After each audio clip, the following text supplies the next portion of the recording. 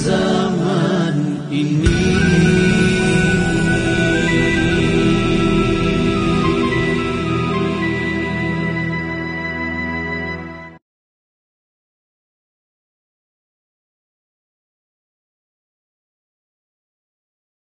Assalamualaikum warahmatullahi wabarakatuh. Alhamdulillah, bersyukur pada Allah Subhanahu wa taala kerana di petang-petangan begini kita sama lagi untuk menyemak sebahagian daripada tanda-tanda kebesaran Allah di atas muka bumi ini dalam bentuk kejadian, tanam-tanaman, pohon-pohon, haiwan dan sebagainya. Masya Allah ya. Dan pendekatan kita dalam sistem pendidikan kita yang Pak Haji cuba terapkan di sini, iaitu kita cuba poin-poin yang penting itu kita ulang-ulangkan, supaya dalam setiap kuliah itu kadang-kadang ada yang telah tertinggal daripada mengikuti kuliah sebelumnya. Maka insya-Allah kuliah-kuliah yang semakin ke hadapan ini kita ulang-ulangkan poin-poin yang ada yang telah pun kita bicarakan. Ini satu kaedah untuk cara mengingatnya. Jadi Alhamdulillah, syukur, dan minta mereka yang telah pun mengikuti kuliah 1, 2, 3 ini mengikuti kuliah hujung ni, Alhamdulillah semakin pintar. Pak Haji yakin dengan metodologi ini kita akan jadi lebih baik hafalan kita dan pengetahuan kita, insya-Allah. Baik. Pada hari ini kita nak cerita pasal apa ya? Pasal kambing. Tetapi sebenarnya Pak Haji nak cerita pasal omega 3. Ya, pasal omega 3. Kerana kita telah pun mula menggunakan omega 3 ini pada tahun 1997 lagi. Dalam pengobatan kita. Kerana omega 3 seperti mana yang Pak Haji sebut, kita ambil daripada ikan ya, ikan makrel ataupun ikan tenggiri biru di Finland. Masya Allah ya, kita proses, kemudian kita jadikan dia dalam bentuk kapsul. Pelan-pelan kat awal dulu, bentuk kapsul. Ya. Jadi apakah perbezaan di antara kapsul omega 3 dengan soft gel omega 3? Ya, jadi omega 3 ini dia terjenis antikoagulatan darah. Maksudnya dia anti pembekuan darah. Jadi kita bagikan dalam bentuk kapsul, dalam bentuk raw ataupun bahan serbuk daripada ikan tersebut, supaya kalaulah ibu-ibu yang hamil itu dia nak melahirkan, supaya jangan terjadi bleeding, pendarahan yang panjang. Itu di antaranya. Yang kedua, ikan itu boleh kita ambil bersama dengan orang yang mengambil ubat pencair darah. Tetapi kalau kita ambil soft gel tak boleh, sebab dia terlalu kuat dan sebagainya. Baik, jadi oleh sebab itu maka kita buat dalam bentuk kapsul omega 3 untuk anak-anak dan untuk mereka mengambil rutin. Rutin ambil pada setiap hari ya. Jadi tidak mendatangkan kesan-kesan yang kuat.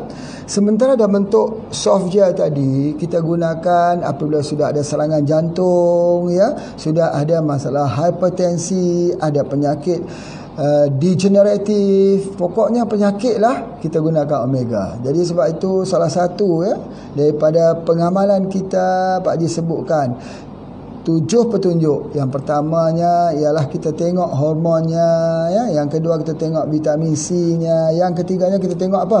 Omega 3-nya itu. Ada tak dia kecukupan omega 3, darahnya itu tak jadi kental, tak jadi pekat, tak jadi likat, tapi darahnya yang elok dan sebagainya. Masya Allah, itu omega 3.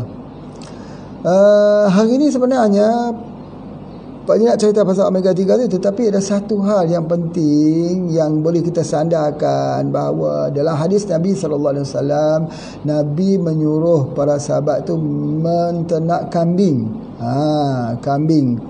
Kata Nabi, ternaklah kamu kambing itu, kerana pada kami itu ada keberkahan. Ini satu lagi istilah dalam istilah pengobatan. Istilah pengobatan ini kita kena ingat ada 2 perkataan yang mesti ada dalam istilah pengobatan yang tidak ada dalam pengobatan di negara-negara pengobatan di barat. Yang pertama ialah insya-Allah. Ya, insya-Allah. Jadi kalau kita keluarkan perkataan insya-Allah dalam pengobatan, berarti pada ketika itu akan terkontaminasi tauhid kita. Tauhid kita tak betul lah, bahawa yang menyembuhkan itu Allah. Kalau obat sebagaimana pembaik datang daripada langit pun obatnya itu datang daripada gunung kan. Kalau Allah tak izin tak sembuh. Jadi tauhid kita, yakin kita kepada Allah, mesti ada insya-Allah. Siapa juga yang nak menghulurkan obat ini kepada siapa orang sakit, mesti sebut insya-Allah dulu. Ya, dengan izin Allah, nanti Allah tak bersama dengan kita. Ya, jadi ini tidak ada di dalam rukun pembelajaran pengobatan alopati. Alopati tak mau sebut insya-Allah, kecuali kalau doktor itu doktor muslim ya, yang dengan sendirinya dia menjadikan itu sebagai salah satu daripada akhlak dia sebagai seorang doktor, sebagai seorang perawat. Insya-Allah kita gunakan herba ini. Itu yang pertama. InsyaAllah mudah kita sebut, tetapi yang lebih susah kita buat ialah keberkahan. Macam Nabi SAW menyebut juga tadi ya, pelihara kamu dan kambing kerana daripada kami itu ada keberkahan. Jadi yang paling susah sekali ialah keberkahan. Keberkahan itu dia baik. Sesuatu yang memang baik, mudah cari yang baik-baik. Yang kedua apa dia? Yang kedua dia halal. Halal. Apabila ada baik, ada halal, maka yang ke tahap yang paling tinggi ialah keberkahan. Nabi menyebut bahawa pada kami itu ada keberkahan. Jadi izinkan kepada Pak Haji hari ini kita mendiskusikan tentang seekor kambing dalam tanda kutip yang Nabi SAW sebut di situ ada keberkahan.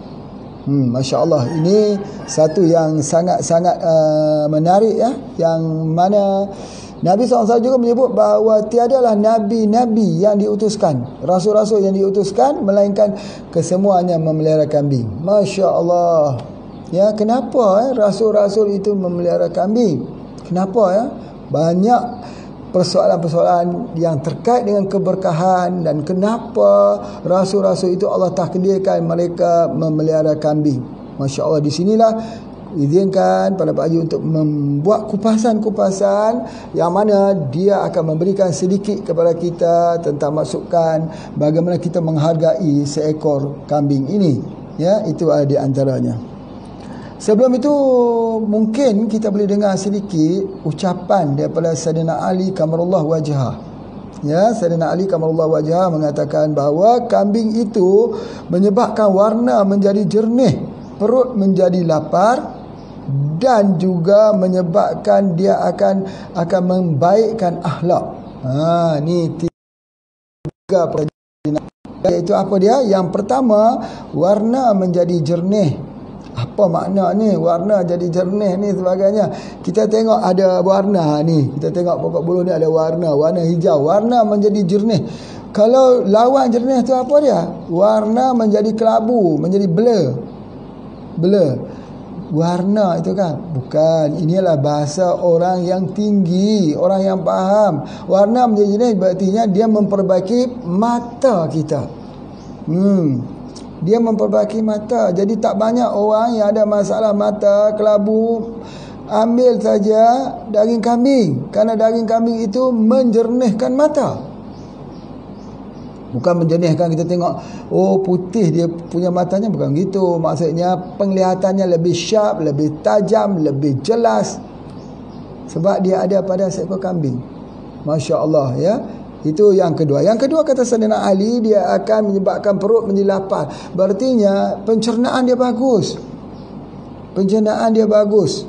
Kalau kita tengok pencernaan daging kambing dengan pencernaan daging sapi, ternyata daging kambing itu lebih mudah dicerna kerana kadar lemak yang ada pada daging kambing itu adalah lebih rendah daripada lemak yang ada pada sapi. Tapi orang katakan, Pak Haji, kalau kita ambil daging kambing ini meningkatkan kolesterol. Siapa kata? Siapa yang kata begitu? Itu orang-orang yang tidak menyukai dengan makanan sunnah Nabi SAW. Daging kambing lah yang paling kurang kolesterolnya. Banding dengan ayam, banding dengan sapi, banding dengan yang lain, kadar kolesterolnya rendah. Tetapi kita kena ambil daging kambing yang dewasa, bukan daging kambing yang muda. Seperti kata ada daging kambing balibul, bawah 5 bulan, batibul, bawah 3 bulan. Ada sate ya, ada sate yang Pak Haji pergi di mana, di Tegal ke apa, di mana, di Batang ya. Di sana ada ada tempat sate, rumah sate. Sate dia tulis itu sate balibul, sate batibul. Mula-mula kita tak faham apa itu balibul, apa itu batibul. Rupanya kambing bawah 5 bulan, balibul. Kambing bawah 3 bulan.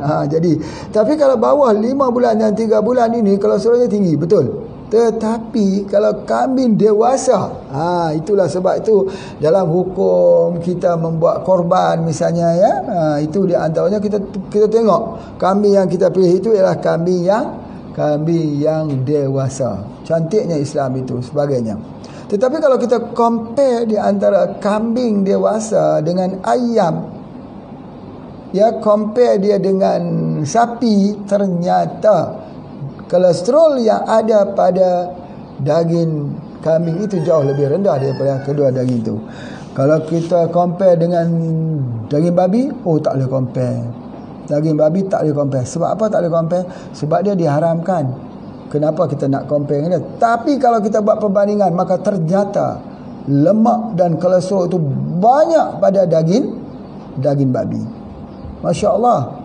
Ya, jadi oleh sebab itu maka Rasulullah sallallahu alaihi wasallam ini, ya, di mana salah satu kegemaran Rasulullah, kesukaan Rasulullah ialah mengambil daging kambing. Soalannya di bahagian mana yang disukai oleh Rasulullah? Jadi di sini kita harus faham bahawa seekor kambing itu bahagian yang paling baik ialah bahagian atas. Bahagian yang paling baik ialah bahagian hadapan. Maksudnya apa ya? Bahagian hadapan, bahagian atas ini. Jadi begitulah. Tetapi tidak elok ambil kepala kambing. Itu memang telah ternyata ya, bahawa kepala kambing itu tidak elok kita ambil. Kerana ada setengah-setengah mengatakan itulah tempatnya, puncanya, sarangnya penyakit, disebutnya begitu. Cuma apa yang nak sebutkan, Rasulullah sallallahu alaihi wasallam dia mengambil lengan kambing yang sebelah kanan di depan. Ternyata bahagian tersebut itu ialah bahagian yang paling bagus, bahagian yang paling enak, bahagian yang paling wangi. Dan daging kambing yang terbaik ialah daging kambing yang duduk di tepi tulang. Di tepi tulang. Kalau kita nak ambil daging kambing, cari yang tepi tulang. Itulah dia daging yang paling elok dan sebagainya. Jadi kalau kita ambil dia cepat cerna.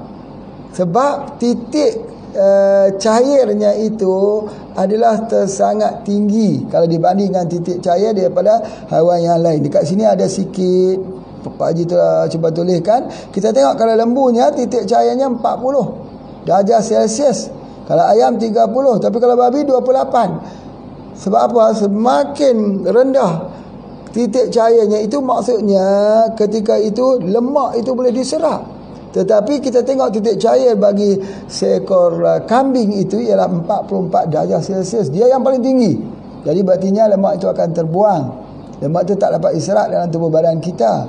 Jadi macam mana orang kata makan kambing itu jadi lemak, jadi kolesterol? Kenapalah kambing itu dikambing hitamkan?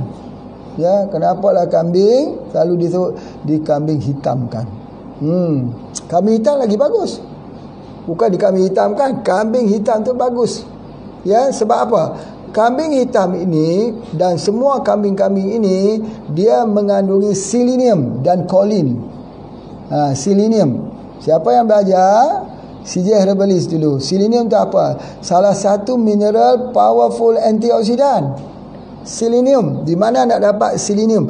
Selenium ada di atas tanah Gunung Merapi. Di atas gunung-gunung. Di Jogja misalnya. Itu bagus sekali Gunung Merapi. Ya, dan juga di semua atas gunung-gunung, juga di atas yang ada Gunung Merapi di bawahnya. Jadi yang ada dia punya, orang kata apa? Yang kawasan-kawasan yang wujudnya gunung berapi, dia ada selenium. Tetapi kalau di tempat lain, di mana ada selenium? Di mana Allah simpan selenium? Selenium ni penting untuk anti kanser. Ya, selenium dan choline ini sangat baik untuk anti kanser. Di mana Allah simpankan selenium ini? Allah simpankan selenium itu dalam daging kambing. Daging kambing. Jadi Masya Allah, siapa yang selalu mengambil daging kambing, insya Allah dia tak akan kena kanser. Masya Allah. Jadi Allah SWT jadikan dah makanan-makanan sunnah Nabi SAW itu Ya, dalam filosofi yang selalu kita baca, filosofi bagian makanan, biarkan makanan menjadi ubatmu, biarkan ubat menjadi makananmu, maka Allah dah jadilah makanan sunnah Nabi itu yang terbaik. Ada selenium dan kolin, dan dia mengandungi vitamin B12 yang tinggi. Masya Allah, ada banyak vitamin lagi di dalam kambing, tetapi mengandungi B12 untuk saraf. Dan kadar protein atau protein yang ada di dalam seekor kambing itu, dia akan boleh digunakan untuk otot, untuk tulang kita. Yang paling penting untuk apa ya? Untuk membina immunity. Jadi kuat, jadi sihat. Jadi sihat, tulang jadi kuat. Ya, tulang jadi kuat, badan jadi sihat. Dan daging kambing digunakan untuk orang yang ada masalah, tidak ada energi, tenaga tak ada. Dia makan, dia kata aku makan ini tapi tak ada tenaga. Makan banyak tapi tak ada tenaga. Letih saja, lemah saja. Sebab apa? Sebab tak ada tenaga. Tenaga tu datang daripada mana? Daging kambing. Ambillah apa-apa juga, suplemen apa juga, tak akan sama dengan makan daging kambing. Ambil daging kambing tu. Kenapa kita tak mau ambil daging kambing? Kan itu dia supply tenaga, instant energy, yang mana tak ada lagi perbandingan dia. Kita kadang-kadang kita selalu pergi cari suplemen untuk dapatkan energi, tenaga luar dan sebagainya, tapi kita lupa dalam seekor kambing itulah yang penghasil energi. Kenapa soalannya, ya? Itu telah Pak Haji dah terangkan. Ya, terangkan bahawa yang pertama, tenaga itu datang pada tenaga suria, jatuh ke atas daun, ke atas rumput. Rumput itu membuat makanan, fotosintesis, maka terdapatlah tenaga itu yang diproses menjadi tenaga kimia yang ada dalam rumput-rumput tersebut, dimakan oleh kambing. Maka kambing itu telah memindahkan tenaga kimia yang ada dalam rumput-rumput itu dalam tubuh badan kambing tersebut. Jadi dia kuat. Jadi sebab itu kalau orang mengkonsumsi kambing, dia kuat, fizik dia kuat, tubuh badan dia kuat, telinga dia dengar, mata dia terang. Apatah lagi ya, bahawa dekat sini Sayyidina Ali sebut, dia kata apa dia? Dia juga akan membaikkan akhlak. Yang ni menarik untuk kita bincang. Makan kambing, akhlak jadi baik. Sebab apa? Banyak yang tak faham ya, kenapa akhlak kita jadi baik. Ya, dia kata, oh mestilah akhlak jadi baik, ini adalah barakah. Ya betul, itu adalah kesimpulan akhir bahawa dia, bila Nabi sebut SAW dia adalah binatang yang membawa barakah, maka barakah membentuk akhlak yang baik, insya-Allah. Di sudut ilmu pekajian sains, dia mengandungi omega 3. Omega 3. Seperti mana ada omega 3 di dalam mackerel fish, dalam ikan sardin, di dalam king Solomon, begitu omega 3 terdapat di dalam daging kambing. Bila ibu-ibu yang hamil itu makan daging kambing, dia sebenarnya supply makanan itu kepada anaknya, maka anaknya akan jadi orang yang berhati lembut, bertimbang rasa, mempunyai kepekaan, sensitiviti pada hati. Sebab apa? Sebab dia nak meraba perasaan orang kelilingnya. Jadi maka terbentuklah akhlak yang baik. Dia fikir, dia tengok, dia rasa. Ya, macam mana kita tengok berita yang sungguh menyedihkan ya, dalam keadaan kelaparan ni ada orang yang tertangkap kerana mencuri sekarung beras kerana lapar. Jadi kita merasakan keadaan itu. Lapar, tak ada makan. Kalau duduk dalam rumah pun tidak ada apa nak makan, anak menangis, pergilah nak cari tak ada wang, curi saja, maka curi tertangkap pula. Jadi oleh sebab itu harta Khadijah, itu yang Pak Haji sebut tu, harus jadi kaya. Ya, sebaik-baik harta itu bila dia berada di tangan orang-orang yang beriman, orang-orang yang bertakwa, maka dia lihat masalah ini bukan masalah kepada lelaki tersebut, tetapi dia lihat itu sebagai masalah dirinya sendiri. Kalau mampu, kalau boleh, kalau diizinkan, dia juga akan membantu. Dialah orang yang akan memberikan. Itu di antaranya. Jadi oleh sebab itulah, maka apa yang Pak Haji nak sebutkan, kerana omega yang ada, omega 3 yang ada yang ada di dalam daging kambing ini menyebabkan maka terbentuklah akhlak yang elok, akhlak yang mulia, insya-Allah. Agama itu datang untuk membenarkan akhlak, untuk menjadi panduan bagaimana kita harus berakhlak. Bagaimana harus kita dengan Allah, bagaimana harus kita dengan lingkungan kita. Kadang-kadang kita bagus jadi abid, bagus jadi ahli ibadat, berpuasa Senin, Khamis, qiyamul lagi 11 malam, tetapi akhlak dengan jiran-jiran selalu menyakiti hati jiran. Rasulullah SAW menyebut ahlun nar, ahli neraka. Sebab akhlak ini dia tak boleh hanya kepada kepentingan peribadi kita saja. Ada orang yang ada harta banyak tetapi dia memilih apa? Dia pilih untuk beribadat puasa sunat. Puasa apa? Puasa Daud, Nabi Daud AS. Hari ni puasa, besok buka. Sebab apa? Sebab puasa itu tak pernah menghabiskan wangnya. Jadi dia hanya fikir tentang wangku jangan habis. Amal ibadat apa pun kalau tak habis wang tidak mengapa. Itu dia punya prinsip dia. Puasa boleh puasa senang sehari pun boleh. Ini tidak ada akhlak. Allah SWT memberikan kita kepada harta, maka kita mengenal bahawa fungsi harta itu bukan untuk perkayakan diri kita sendiri, tetapi untuk melihat orang-orang di sebelah kita yang kita bagi Assalamualaikum warahmatullahi, Assalamualaikum warahmatullahi. Kita bagi salam kiri dan kanan selepas kita solat. Untuk apa? Apa artinya? Kita bagi salam itu salam keselamatan. Maksudnya, wahai saudara-saudaraku di kiri dan kanan, kamu terjaga selamat daripada lidahku, selamat daripada tanganku, selamat daripada kekuasaanku, kerana aku bagi salam pada kamu, sejahtera ke atas kamu. Mana mungkin orang yang bagi doa sentiasa kepada orang, tiba-tiba dia nak binasa orang tu. Berartinya kalau kamu susah, aku tolong. Kalau kamu tak ada wang, aku bantu. Kalau kamu dalam keadaan keperluan wang, aku akan membantu. Cumanya dekat situ. Cumanya kita tidak bolehlah, ya, kerana Islam itu dia mengajar orang susah supaya jangan minta. Orang kaya memberi tanpa diminta. Ya, orang susah ni dia tak minta sebab dia nak jaga dirinya sendiri. Dia tak minta. Kita tengok sahabat-sahabat dia tak minta walaupun mereka susah. Tiba-tiba mereka solat jatuh. Tengah solat jatuh, rupanya tak makan.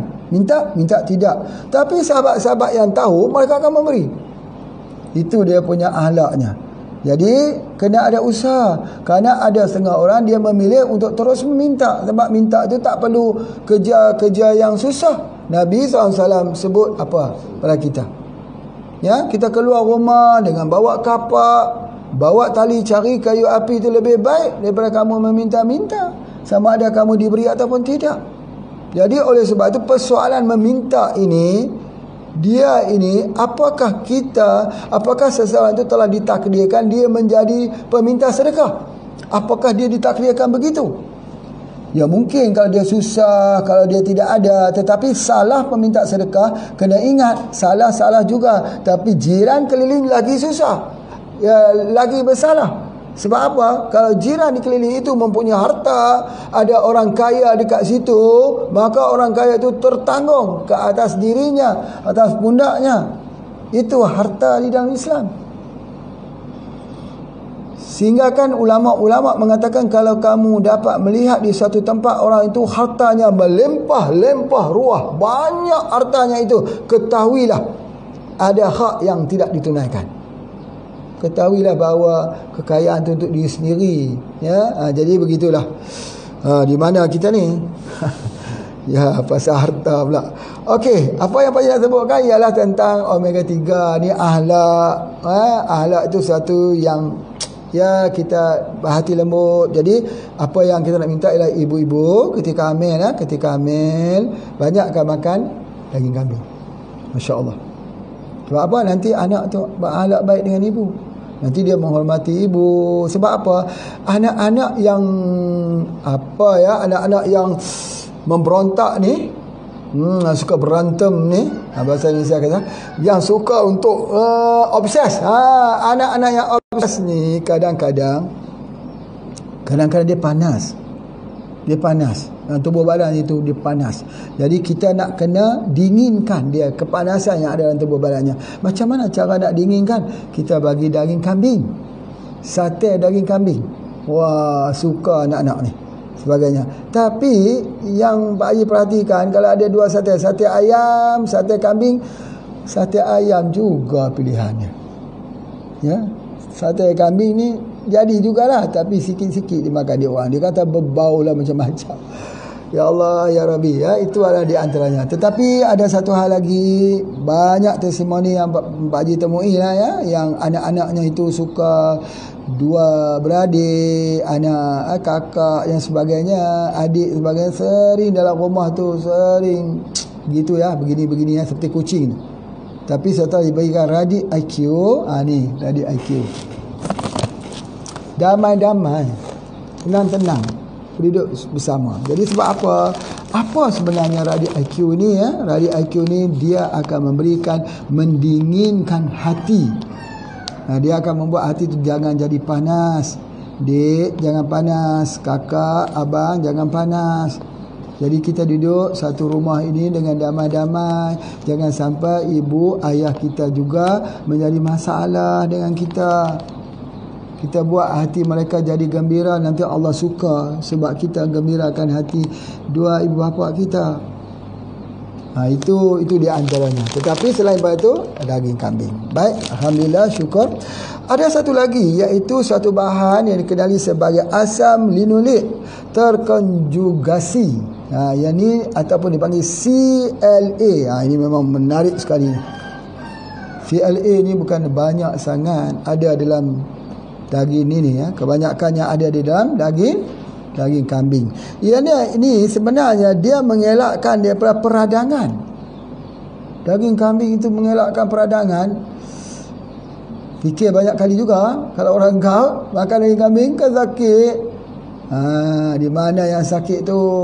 Kan ini CLA ni elakkan daripada peradangan, elakkan daripada kanser. Yang sakit tu kenapa? Nanti Pak Haji akan jelaskan kenapa orang gout itu sakit bila makan kambing, kenapa dia sakit ketika makan daging kambing dan dia tak sakit ketika makan daging kambing.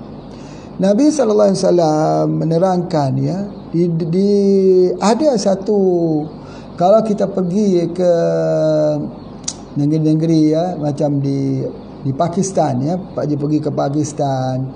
Ada satu yang Pak Haji ingin lihat bahawa ada satu hadis Nabi SAW. Nabi sebut tentang Ayarqun Nasa. Ayarqun Nasa ini satu penyakit gout lah namanya, dikenali sebagai Ayarqun Nasa, penyakit gout. Nabi kata dihilangkan dengan lemak. Lemak di mana? Lemak di belakang domba. Macam mana kambing, macam mana domba? Itu pun nak kena tengok juga ya. Kalau kita tengok domba, biasanya yang Pak Haji nampak ya, domba itu kalau kita tengok dia daripada belakang, dia sedang berjalan ke bahagian depan, kita tengok dia seolah macam dia pakai skirt, macam dia pakai satu pakaian skirt. Tetapi sebenarnya itu bukan skirt, itu adalah lemak. Lemak yang ada di belakangnya itu, lemak yang menutup di belakangnya itu. Nampak besar lemak dia gitu. Itu disebut sebagai lemak itu dibuat untuk penyakit gout. Kalau kita pergi di Pakistan, terima kasih pada Tuan Haji Yaakob yang mungkin melihat video ini ya. Teman Pak Haji di Pakistan yang sekarang banyak kambing-kambingnya, Masya Allah, kambing Kashmir besar-besar sebagainya. Allahu Akbar. Baik, tapi domba ni Ya, kalau kita pergi ke sana, orang-orang memasakkan nasi Arab, nasi apakah kita panggil nasi macam nasi berani kita tu, nasi kebuli lah bahasa Indonesia panggil tu. Mereka tidak guna minyak, mereka guna lemak yang ada di belakang domba tersebut, di bawah. Ya, kita akan lihat begitu. Masya Allah, Masya Allah. Dan enaknya Masya Allah. Tapi bila kita ambil gitu, gout kita hilang. Gout kita hilang, asam urat kita hilang. Rupanya lemak yang ada di belakang domba ini betul-betul yang disebut sebagai ikon nasak ni, iaitu bagaimana Nabi SAW ya suruh kita menggunakan. Masya Allah. Ya, kita rebuskan dia, bagikan dia kepada tiga bahagian, satu pagi, satu petang, satu malam. Kita buat macam sup tu. Masya Allah. Ya, sangat bagus. Baik, kemudian ada satu hal lagi, iaitu apakah orang yang mengambil daging kambing ini boleh jadi gemuk? Tidak ya, sebab dia ada satu bahan yang dikenali sebagai L-carnitin. Dia sebenarnya asid amino yang berfungsi untuk membakar lemak-lemak dalam tubuh. Jadi oleh sebab itu, bapa ibu yang obes, ambillah. Ya, ambil apa? Ambil daripada daging kambing. Kerana kandungan L-carnitin ini, dia adalah umpama satu tungku yang digunakan untuk membakar lemak dalam tubuh badan kita. Kadang-kadang lemak ini orang tu kurus, lemaknya tinggi. Dan lemaknya itu pula kadang-kadang dia terlekat ya di dalam dinding arteri, dia terlekat di liver, dia jadi fatty liver. Di dinding arteri itu dia jadi kolesterol, low density lipoprotein. Ya, baik. Apabila kita faham ya omega 3, kita dah belajar tentang omega 3. Bila kita mengkonsumsi omega 3 daripada mackerel fish dalam bentuk soft gel, dia akan mengelakkan lemak itu daripada dia menjadi beku. Dia menjadi, orang kata, low density lipoprotein, daripada dia melekat itu. Dia melekat situ. Tetapi itu bila dia sudah melekat itu, lemak omega 3 tak mampu untuk dia nak melarutkan, tak mampu. Omega 3 itu dia jaga sebelum terjadi. Tetapi dalam kambing ini dia ada satu kolesterol. Ya, kita tahu bahawa kolesterol ni ada dua. Satu kolesterol yang orang kata kolesterol low density lipoprotein ini, yang menjadi bahan untuk menyebabkan jantung kita tidak berfungsi sebagainya. Kalau sudah terlekat di dinding arteri, dia pecah. Kecuali yang Pak Ji ajarkan cuka. Tetapi kalau kita ambil omega, kita ambil ubat-ubat pencair darah sebelum terjadi. Tapi kalau sudah terjadi, macam mana? Bagaimana nak pecahkan? Masya Allah, di sini satu keajaiban pada seekor kambing. Kambing ni dia ada dua jenis kolesterol. Kolesterol yang kasar, itu pun sedikit, dan kolesterol yang bersifat halus, namanya kolesterol juga, tapi dia bersifat lebih halus sekali. Sementara di tempat yang lain, di sapi, di ayam, dia hanya ada kolesterol kasar saja. Jadi oleh sebab itu, bila dia sudah melekat di dinding arteri, yang lain tak boleh pecah. Yang hanya boleh pecah ialah kolesterol halus ini. Kolesterol halus ini ada di dalam kambing. Banyak kan makan daging kambing orang yang ada masalah sakit jantung, insya-Allah makin hari makin elok, makin sihat. Ya. Jadi sebab apa? Sebab kolesterol yang halus ini dia ikat kolesterol yang melekat di dinding arteri itu, dia buang. Jadi itu satu kelebihan. Kalau kita selalu membicarakan tentang arteriosklerosis, maka kita akan mendapati bahawa biasanya orang akan buat operation bypass. Biasanya orang akan letakkan balon dekat situ. Tetapi ada kaedah nak keluarkan dia. Macam mana? Ramai orang tak tahu. Apa tu? Menggunakan daripada kambing, makan daging kambing. Ada satu lagi yang lebih bagus, langsung cair, elok. boleh menyebabkan kita jadi muda, darah blood circulation kita bagus, iaitu ambil daripada hempedu. Hempedu kambing. Hempedu kambing tu, kalau kita sembelih kambing, ada hempedu kambing tu ada dalam bentuk oncang begitu, ya, kita ambil dia, kita telan dia.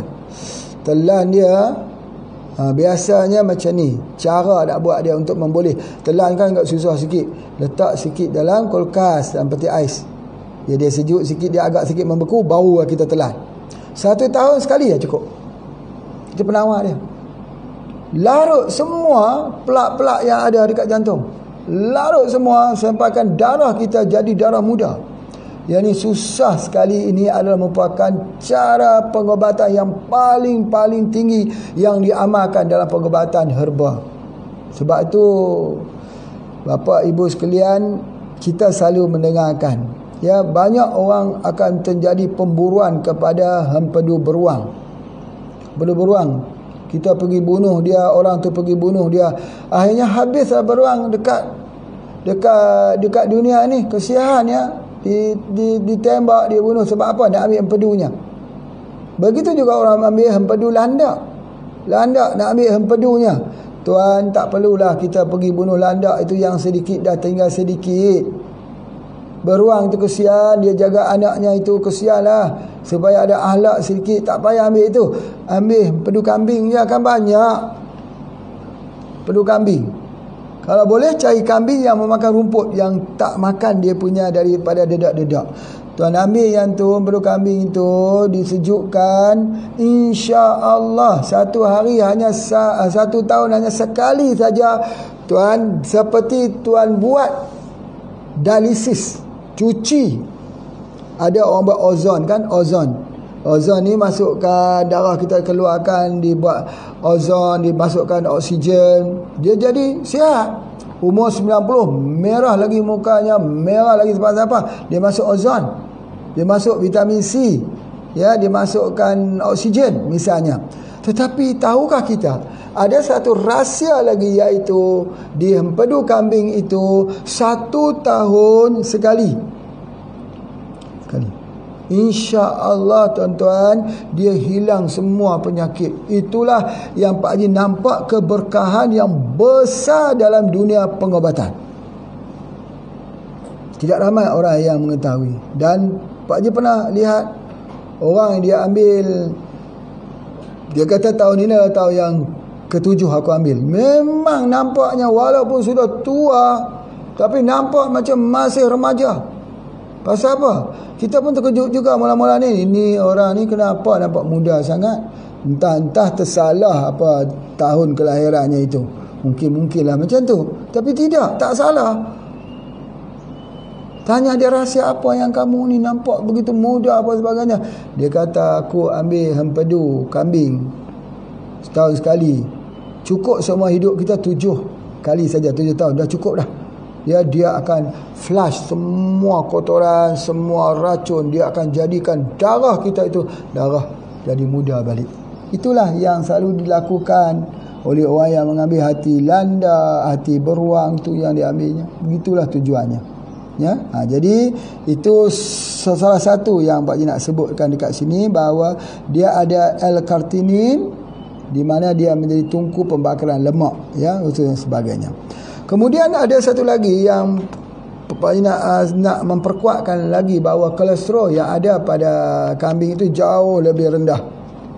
Di mana lebih rendah daripada sapi, rendah daripada ayam, apatah lagi ya, kalau daripada kambing muda, kambing dewasa itu jauh lebih rendah dan sebagainya. Masya Allah. Baik.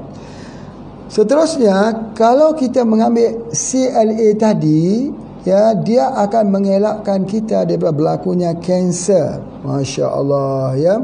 Kemudian dia juga mengelakkan daripada berlakunya kanser. Kita tahu bahawa hari ini banyak sekali terjadi kanser di tengah-tengah kita, yang mana kita boleh menjadikan ini sebagai salah satu daripada solusi kita. Ada satu hal lagi yang nak cerita sini, mungkin tak ramai orang tahulah, iaitu vitamin C sangat tinggi di dalam di dalam daging kambing. Tetapi yang menariknya, apa yang Pak Haji nak sebut sini, bahawa daging C ini ialah daging vitamin C inilah vitamin yang tidak teroksidasi. Allahu Akbar. Ini ada dua hal lagi.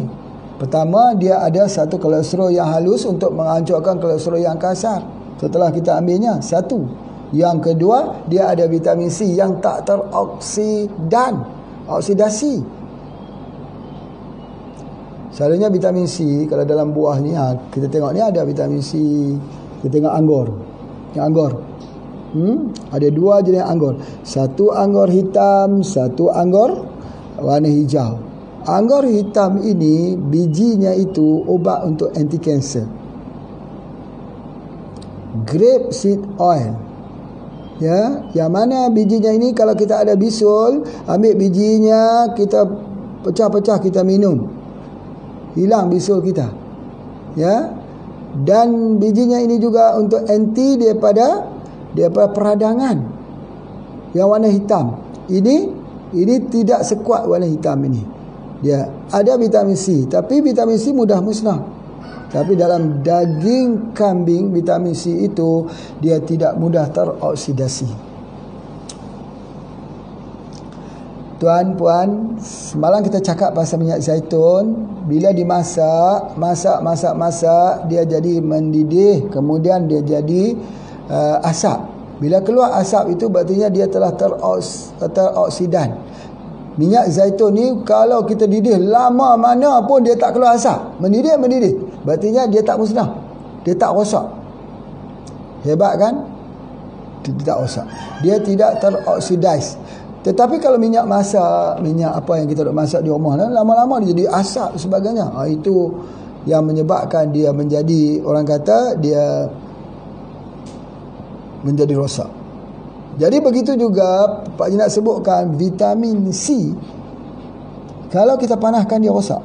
Tapi vitamin C dalam kambing tak rosak. Macam mana boleh terjadi begini? Masya Allah. Inilah dia pemeliharaan Allah. Khususnya bagi orang yang yakin, orang yang sami'na wa ata'na, orang yang menerima pengobatan Nabi SAW. Cumanya apa yang Pak Haji nak sebutkan, jangan ambil dari ini terlalu banyak. Itu yang menyebabkan asam urat. Kalau sudah lebih banyak hari-hari makan, tak boleh begitu. Paling-palingnya 1 minggu sekali.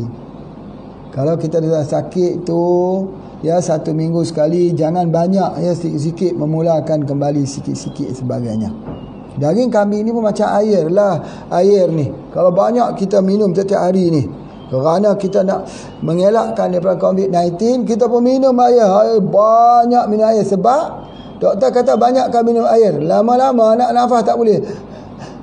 Kenapa nak nafas tak boleh tu? Sebab paru-paru sudah terendam dengan air.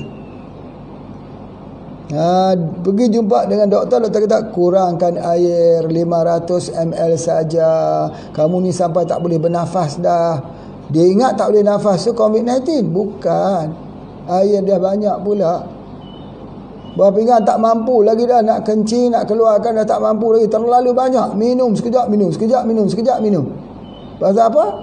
Sebab nak elak daripada COVID. Bila masalah COVID ini tak kena pada diri dia, dah nak bernafas tak boleh pula dah. Sampai ada seorang dia kata, Pak Haji, aku dah kena penyakit, aku dah kena virus COVID-19. Pasal apa? Nak bernafas tak boleh. Mana bernafas tak boleh itu sebab air banyak dalam badan kita. Itu adalah di antaranya. Jadi oleh sebab itu maka kita tidak boleh ambil limpa pula. Limpa daripada kambing, spleen dia tu kita tak boleh ambil. Kalau kita ambil, dia akan menyebabkan sakit hempedu. Sakit di bahagian hempedu. Jadi oleh sebab itu kita tak boleh ambil dia, nanti jadi batu hempedu, nanti dia akan jadi permasalahan lah. Jadi itu yang Pak Haji nak sebutkan berhubung dengan itu. Jadi itu di antaranya. Kemudian untuk orang yang masalah anemia, ini penting. Anemia tu apa? Orang kurang darah, kurang zat besi. Ketika hamillah daging kambing, supaya dia tidak jadi masalah anemia. Bila kita ambil daging kambing, dia tak jadi masalah anemia. Anak-anak itu, anak yang diambil itu tak jadi cacat. Anak tu jadi sempurna sebab ibunya cukup darah. Selalunya kita tengok orang yang bila dia hamil ada dua. Ada yang hipertensi, ada yang jadi anemia, kurang darah. Ya, jadi oleh sebab itu maka kita berikan yang kurang darah tadi, kita ambil daging kambing. Begitu juga kalau kita duduk di rumah, HB kita rendah, walaupun kita tidak hamil. Kalau makan herba pusing, ambil pegagar pusing, ambil mengkudu pusing, ambil herba-herba yang bersifat pahit pusing. Pasal apa? Kita memang pertama tekanan darah rendah. Tekanan darah rendah yang kita juga boleh rawat dia dengan menggunakan daging kambing. Ambil daging kambing, makan daging kambing itu sentiasa, insya-Allah. Itu adalah di antaranya. Baik, kemudian seterusnya apa yang Pak Haji nak sebutkan dekat sini, dia akan memperelokkan darah kita. Darah kita jadi darah muda lah, darah elok. Jadi oleh sebab itu bagi mereka yang mengambil daging kambing ini, dia memang sihat, muda. Dan apa yang Pak Haji doakan supaya dalam COVID-19 ini orang yang mengambil makanan sunnah Nabi SAW, tak kira apalah, termasuk daging kambing, kalau ada, Allah berikan dia kesihatan. InsyaAllah sistem imun dia akan sentiasa naik dan sebagainya. Ada satu lagi, iaitu kita boleh dia mengandungi vitamin B12 tadi, macam Pak Haji dah sebutkan. Vitamin B12 ini sangat penting bagi orang yang ada masalah kencing manis sebab saraf. Kalau dia tak makan vitamin B12, kakinya jadi radang, sakit, menikam-nikam seperti ada jarum yang menyucuk pada waktu malam, ngilu, tak bisa tidur pada waktu malam. Ketika orang sedang tidur, enak-enak dia tak bisa tidur. Pasal apa? Daging bahagian kakinya ini panas, ngilu sebagainya. Kenapa ni? Kenapa? Kerana kekurangan vitamin B12. Di mana ada vitamin B12? Daging kambing lah yang paling banyak. Jadi oleh sebab itu sering-seringkan mengambil daging kambing ini. Dan kalau boleh kita gunakan dia bersama dengan madu, ya. Jadi kalau ketika Pak Haji pergi ke Yaman, ya, ke Yaman dulu ni, disambut oleh orang-orang di Yaman, di sebelahnya kambing makan. Bila sampai makan kambing, makan dicicah dengan madu. Madu sidir. Ambil daging kambing itu makan dengan madu sidir, makan. Bayanglah tengok macam mana. Tapi makan bagus sekali sebab malam tu panas sebab musim dingin. Jadi oleh sebab itu pada musim dingin dicadangkan kita mengambil sesuatu yang panas, salah satunya adalah daging kambing plus dengan madu. Ini sangat-sangat baik, masya-Allah, ya. Jadi oleh sebab itu maka boleh kita juga menggunakan ini. Mengikut satu Imam Al-Juhri, ya, Al-Juhri dia kata kalau kita ambil daging kambing ni, kekuatan kita 70 kali ganda. Allahu Akbar. Ya, jadi kalau kita ambil daging kambing ni, kalau kita nak fit badan kita, fit tu, fokus istiqamah taat tu. Fokus istiqamah taat, fit, mesti fit. Nak bagi badan kita fit, kekuatan terjaga 70, maka ambillah daging kambing 70 kali kekuatannya. Menurut seorang Imam Al-Juhri yang mengatakan demikian. Jadi oleh sebab itu maka apa yang Pak Haji nak sebutkan dekat ini kepada kita ini, bahawa kalau fizik kita kuat, ya, fizik kita ini kuat, berartinya fikiran kita kuat, ketajaman fikiran kita kuat. Jadi sebab itu ulama-ulama dulu fikiran dia kuat. Masya Allah. Penemuan-penemuan sains yang kita nikmati pada hari ini adalah penemuan-penemuan, ya, yang ditemui oleh ulama-ulama dahulu. Yang kita katakan Newton lah sebagai satu contoh. Kita selalu duduk mengagungkan Newton telah menemui satu teori graviti. Benda jatuh daripada atas, dia jatuh. Bila kita jatuh itu jatuh ke bawah ni kerana ada tarikan graviti. Maka yang berjumpa itu Newton. Betulkah Newton? 600 tahun sebelum Newton mengeluarkan teori Newton itu, Hasan Al-Hutaimi telah menulis 200 buah buku tentang graviti. Tapi selalunya macam itulah. Yang kita orang Islam tidak dilihat. Penemuan-penemuan Islam tak dipandang. Barat juga yang kita jadi rujukan. Begitu juga ketika kita menyatakan bahawa Christopher Columbus yang mengelilingi dunia, sedangkan Al-Masudi mengelilingi dunia lebih awal lagi. Ya, yang telah melukiskan peta itu lebih awal lagi. Itulah sebutkan banyak penemuan-penemuan yang ditemui. Sebab tu kita tumpak Al-Kimiawi, kimia. Perkataan Al-Kimiawi, Al-Sid, Al-Kali. Itu semua perkataan al. Penemuan lebih awal. Al-Wahidah, herba penawar Al-Wahidah lebih awal lah. Maksudnya. Tapi memang begitu. Selalunya kita ni suka sangat tengok yang jauh-jauh, tengok sangat yang dibuat oleh Barat, tengok yang ada, kita kata ketemadunan oleh US itu tinggi. US mengalami ketemadunan tinggi. Kita berbangga, kita belajar situ walaupun pelajaran kita itu tidak menghubungkan kita dengan Allah. Pendidikan kita sekular. Hari ini bila US sudah mati, dah juta orang yang kena COVID-19, macam mana? Macam mana kita mendapati bahawa yang mengajar tentang karantina ini bukan Barat, bukan Cina. Yang mengajar karantina ini adalah Rasulullah sallallahu alaihi wasallam. Yang mengajar supaya kita uzlah ini, lockdown ini, supaya kita duduk di rumah ni siapa? Rasulullah sallallahu alaihi wasallam. Tetapi kenapa kita nampak asing? Kenapa kita jadi asing dengan arahan ini? Seolah-olah macam ini satu benda yang tak benar. Sebab kita tak pernah kaji. Kita tak pernah kaji dalam dunia pengobatan Islam. Kita tak mengkaji bagaimana penyakit taun itu dilenyapkan dalam sebuah negara. Bagaimana tindakan mereka melenyapkan. Kita tak mengkaji tindakan fikih Umar bin Khattab. Kita tak mengkaji bagaimana apa yang terjadi pada Abu Ubaidah Al-Jarrah. Kita tak mengkaji dalam sejarah-sejarah yang telah ditunjukkan. Kita baca sejarah untuk mengatur satu sejarah baru. Kita baca sejarah itu untuk pengagungan kepada sejarah, bukan, tetapi untuk membina satu sejarah yang lebih baik. Rasulullah SAW meninggalkan sirah yang ditunjukkan. Itu betul. Sirah yang patut kita ikuti, patut kita contohi, patut menjadi qudwah. Tetapi kenapa dia jadi fitnah? Sebab itu Pak Haji selalu sebut, kadang-kadang bila kita sebut tentang al-hijamah, bekam, kadang-kadang yang menentangnya doktor-doktor Islam.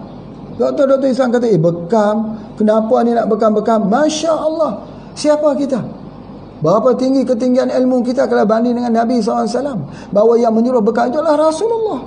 Siapa kita? Ya betul, kalau nak dibuat SOP supaya darah itu agar tak terkontaminasi, agarkan pengurusan darah itu semakin baik, itu Pak Haji setuju. Tetapi memandang bekam itu dalam pandangan yang rendah dan hina, itu akan menghinakan hidup kita di dunia dan di akhirat. Sebab itu minallah, daripada Allah yang diturunkan kepada Rasulullah sallallahu alaihi wasallam. Masya-Allah. Jadi kalau Rasulullah itu sudah iktiraf bekam, kita tidak ada pertikaian kat sini. Cara SOP melaksanakan bekam, itu yang kita fikir bersama. Bukan dengan mengatakan bekam tak boleh dibuat begini, bekam tak boleh dibuat begini kerana ada masalah ni. Masalah itu kita selesai bersama. Kalau kita hanya orang yang membuat komentar, tapi kita tak berusaha untuk membangkitkan sunnah-sunnah Nabi SAW, itu satu kesalahan. Satu kemiskinan iman, kemiskinan tauhid, kemiskinan kita di dalam ubudiyah lillahi wahdah, wa'yun islami kita rendah.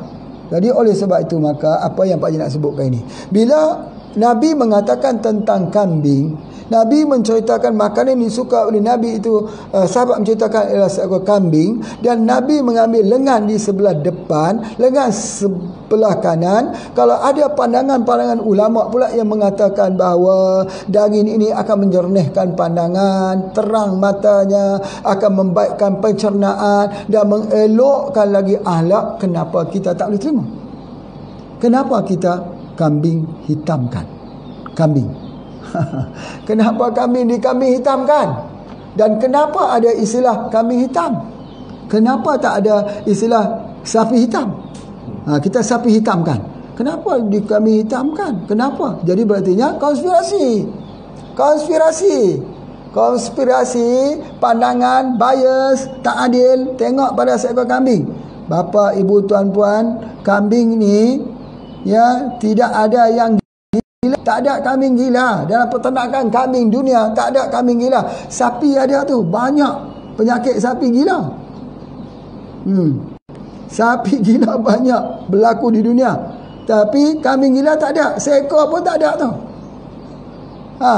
Kalau Dr. William Lynch menulis Shark Don't Get Cancer, ya, menandakan bahawa kanser tak pernah terjadi pada ikan shark walaupun dia duduk di deep ocean, kita boleh tulis bahawa kambing juga tak pernah gila. Kambing tak pernah gila. Pasal apa? Kambing, kita nak bandingkan dia apa dah? Kaki empat tak boleh banding dengan ayam. Nanti ada orang kata ayam pun tak gila juga, Tuan Haji. Ya, dia kadang-kadang kita tengok ayam tu dia lari, dia langgar tu macam gila lah juga. Tapi kambing tidak. Tetapi kita tak boleh bandingkan kambing dengan ayam. Cuba kita bandingkan kambing dengan sapi. Sapi ada gila tak? Banyak. Dalam sapi gila tu, kambing tak ada satu yang gila. Masya Allah, ajaib. Jadi ini menunjukkan bahawa terdapat suatu hikmah yang besar dalam makanan yang telah ditunjukkan oleh Nabi SAW. Kenapa kita tidak mau mengambilnya? Kenapa kita tak mau mengambil perhatiannya? Ya, seolah-olah kita melepaskan ilmu itu pergi berterbangan, kita tak pedulinya. Yang kita peduli ialah apa yang dikatakan oleh Barat, apa yang diperkatakan oleh Islam, apa yang diperkatakan oleh hadis Nabi SAW, apa yang diceritakan Allah dalam Al-Quran tentang seekor kambing, gembala kambing sebagainya. Kita tidak mau untuk membuat kajian. Kenapa? Konspirasi. Mulai hari ini jangan sebut lagi mengkambing hitamkan. Ya, kambing itu peliharaan Rasulullah SAW. Kita sebutlah sapi hitam.